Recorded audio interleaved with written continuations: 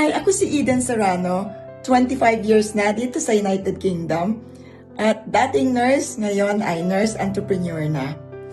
We have enough multiple number of properties here in the UK and in the Philippines that led us to early, young, and yummy na retirement. So, 10 years na akong walang trabaho. Ipinaglaban namin ang pag-i-invest sa real estate dahil ito ang alam naming dahilan sa aming pangarap for financial security sa aking pamilya at sa aking mga anak. Yes, mahirap ang mag-invest at maraming challenges. Ngunit, you just need to sacrifice things na hindi mo naman kinakailangan. So, ang ginawa namin mag-asawa, naghigpit kami ng sinturon, hindi muna nag-holiday, hindi bumili ng mga magagarang damit, hindi bumili ng mga sasakyan.